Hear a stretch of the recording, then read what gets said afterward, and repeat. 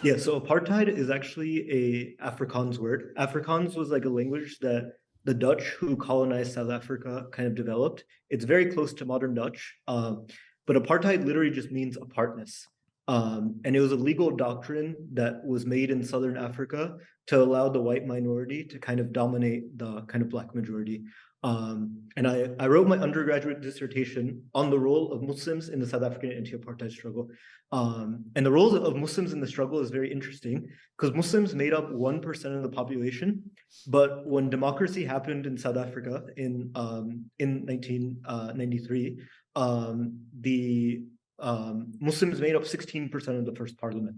So they're 1% of the population, but 16% of the first parliament. So Muslims were very, very much involved in the struggle. People like Ibrahim Rasool, people like the late Sheikh Siraj Hendricks, who studied under Muhammad ibn Alawi al-Maliki, a lot of these sorts of people. So when we say Israel is an apartheid state today, we're basically saying one of two things. One is we're saying that Israel is like apartheid South Africa. And the second thing that we're saying is that Israel fits a legal definition. So after apartheid ended in South Africa in 1998, the Rome Statute was kind of passed, which defined apartheid as a crime against humanity. And they say that, and what's interesting about the Rome Statute is it doesn't include a single reference to South Africa. It has one reference to Southern Africa, but it says apartheid is a legal definition. It's not about being like South Africa, but it's about fitting these kind of guidelines. And Human Rights Watch released a report called Beyond the Threshold, where they said many years ago, I think around 2020, that Israel has met this threshold. And the three kind of main kind of guidelines for being an apartheid state is first, that they have intent to maintain racial domination of one racial group over another, which for even those who don't know anything about what Israel is doing, they don't know the specifics of the occupation, all of that, it's not very complicated to say that Israel intends to have one racial group dominate and the other racial group not to dominate. If we look at like the West Bank, Israeli settlers live there as full citizens. They are encouraged by the state to live in this place, which is a violation of international law. Palestinians live there without statehood, and they are actively they have every incentive to leave. So there's an incentive for Jews to live in a specific place and for indigenous Palestinians to not live in that place. So that first guideline is kind of very easily met. The other one is systematic oppression of one racial group over the other, which is also very clear. If we look at what's happening in Gaza today, we see how even Israelis are treated in the West Bank and Israel proper. Like that's very clear. And then the third is one or more inhumane acts carried out on a widespread or like systemic scale. So by a legal definition, Israel fits the standards of apartheid very easily. And this has been stated by Human Rights Watch, by Amnesty International, by the Israeli human rights group Bet Salem. So that's apartheid as a legal definition. Could you tell me, I'm curious, any other states fit the bill? So this is interesting.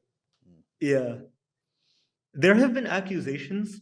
I remember one time Cornell West was asked about this because they said, oh, you know, this Palestinian intellectual did a PhD at a Israeli university. So therefore, Israel is not an apartheid state.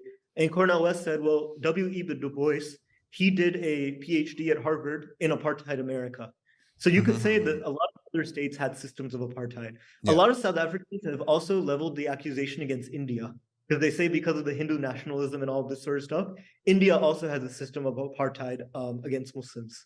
Well, I would say that India doesn't have to try to fit the first bill of making sure that one group dominates over the other because their numbers are already way imbalanced in Hindus to Muslims already. So, but the other two, I guess you could, is there a systematic or systemic oppression of Muslims? Is it in the law or is it some unwritten rule? That's where it becomes difficult. In terms of like on a kind of, you look at NGOs and legal organizations and stuff, the charge has been leveled against Israel, but I don't think that there's any other state that with the same firmness has been accused of being an apartheid state. And even if you look at the way South Africans view Israel, South Africans have kind of this special kind of solidarity with like the Palestinians. Like Desmond Tutu, he went to Israel. He said, I go there, I see the checkpoints, I see these systems, and it's a mirror image of what I envisioned under apartheid. Yeah, and it's actually interesting. Before the 90s, apartheid was not a bad word. Yeah. And the prime minister of South Africa, of apartheid South Africa in the 1950s, he wrote actually a book, or there's a book called The Secret Alliance. And it talks about the Israeli and kind of South African kind of alliance. And the prime minister of South Africa actually once said that Israel, like South Africa, is an apartheid state. But he didn't mean it in the way we meant it today. For them, apartheid was a thing of pride. Similarly, the way people talk about Zionism today, right? Like Zionism is kind of becoming a bad word, but in Israeli we'll say we're proudly Zionists. Yeah. So back that was how they used the word apartheid. Mm-hmm. All right, let's turn to Muhammad. Yeah, what do you so have to I add think, to this? yeah, I think on that last point about the, specifically targeted against Muslims, I think one of the things that we should keep in mind is sometimes what oppressors do is that they find another term to refer to a group of people, and that term encompasses that group of people, but it allows them basically to speak about it in a way that may be more palatable to the rest of us. So instead of referring to a particular religious group, you refer to them based on their national identity. Instead of referring to a particular ethnic group, you refer to them based on their national identity.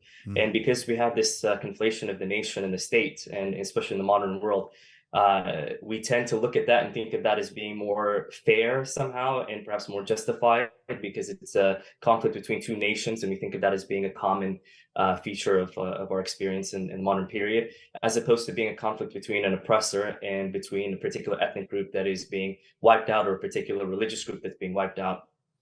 And so I think that's one of the things that's really, really important for us to kind of keep in the back of our mind. So sometimes the way that you hear, and this happens in the media very, very often, and it's really unfortunate, is that the message that you're getting is a message that's disseminated by those parties that are interested parties. So in the case of what we're hearing from Palestine right now, you're getting information that's disseminated by the IDF. You're getting information that's disseminated by specific groups that have an interested stake in what's happening right now.